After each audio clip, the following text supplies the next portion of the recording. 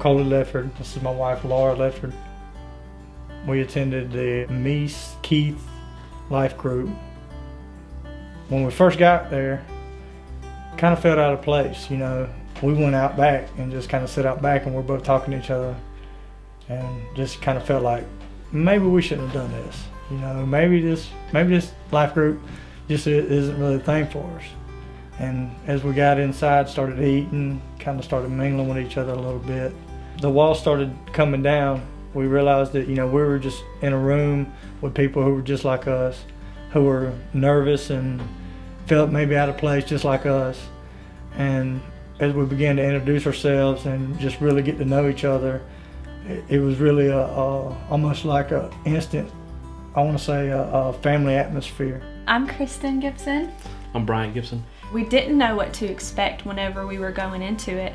And I was so nervous. Like, he's the outgoing one, and I'm a little bit more reserved and quiet. We really want to get involved. We know this is our next step, but we don't have a clue where to start. It was easy. You know, we signed up for one, we made a commitment, we knew we needed to be there.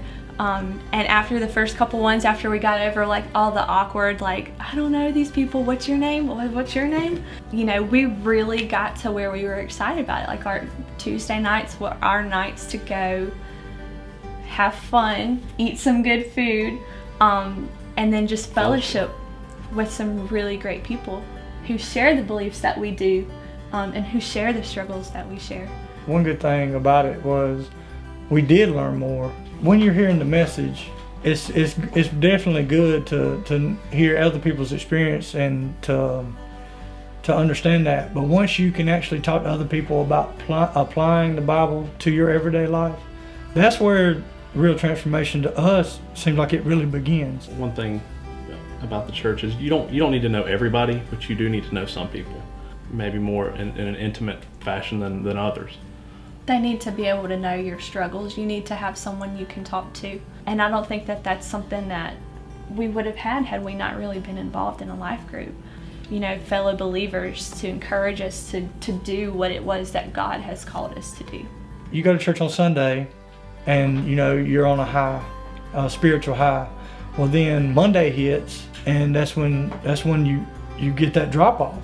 Well, then life group kind of gave us that. It was on a Tuesday night, and it kind of gave us that almost a middle of the week slump. It kind of pulled us back spiritually. So then that would carry us through until we got back to church on Sunday. Well, I know for me personally, like, my time was very precious. I was very selfish with it. I felt like I had responsibilities to our family. I had to make dinner, had to go grocery shopping, had to clean our house. And I was like, where am I going to find the time to do this once a week? But then, you know, we really learned that if we spend our time in doing what God has called us to do, it's really going to make the time that we do have together anymore. We're not robbing ourselves of anything. We're just enriching our lives.